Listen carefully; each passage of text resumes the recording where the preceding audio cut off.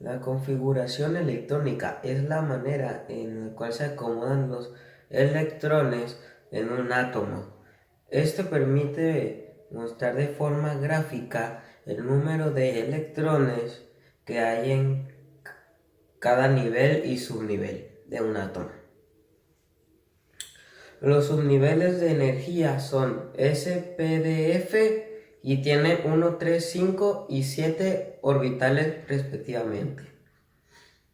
Los primeros dos electrones de cada nivel de energía se representan mediante una orbital s.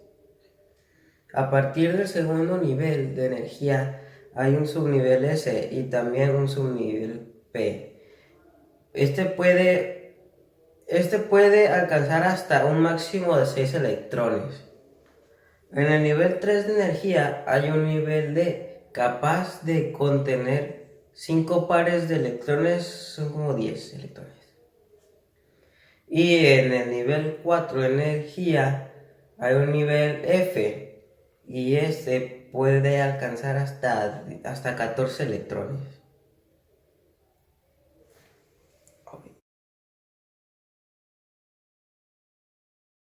Historia de la tabla periódica. En 1817, Johann Wolfgang Doberein observó un notable parecido entre las características y propiedades de grupos de 3 elementos.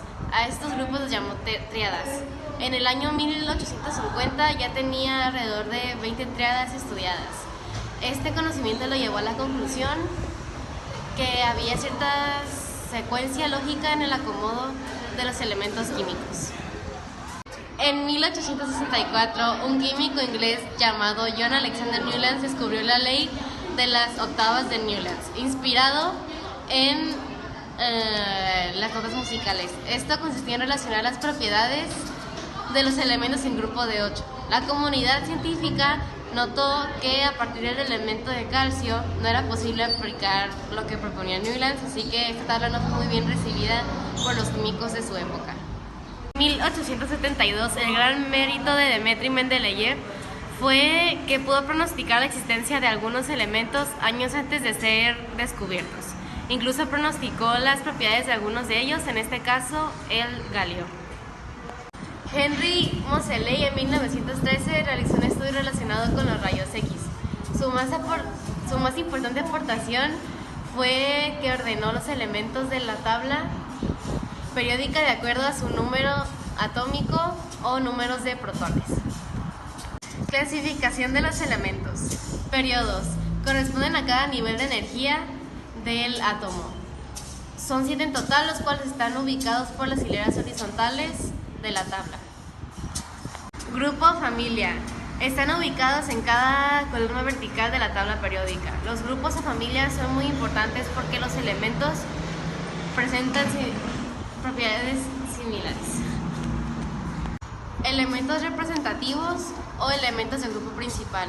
Son los primeros dos grupos en izquierda de la tabla periódica y las últimas 2 columnas a la derecha. Elementos de transición o metales de transición. Se encuentran en el centro de la tabla periódica. A estos grupos se les coloca la letra B. Clasificación de grupos. Metales alcalinos, metales alcalino-térreos, carbonoideos, nitrogenoides, calcógenos o anfígenos, halógenos, gases nobles, metales no metales, metaloides o semimetales. En la naturaleza, los átomos se combinan con otros para formar diferentes compuestos. Algunos elementos están formados por moléculas de 2 o 3 átomos del mismo elemento. Un compuesto se forma cuando los átomos de un elemento se combinan con los átomos de un elemento diferente. Los enlaces químicos son las fuerzas de atracción que mantienen unidos los átomos en las moléculas y los iones en los cristales.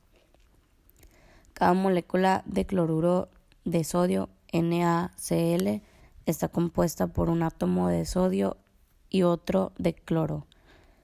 Cada molécula de amoníaco, NH3, está compuesta por un átomo de nitrógeno y 3 de hidrógeno. Todas estas combinaciones son posibles gracias a los enlaces químicos.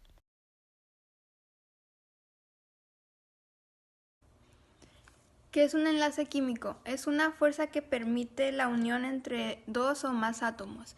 Existen tres tipos de enlaces químicos: el enlace covalente, el enlace iónico y el enlace metálico. El enlace covalente es cuando dos pares de electrones son compartidos por el átomo. Este tiene dos tipos: el covalente no polar y el covalente polar.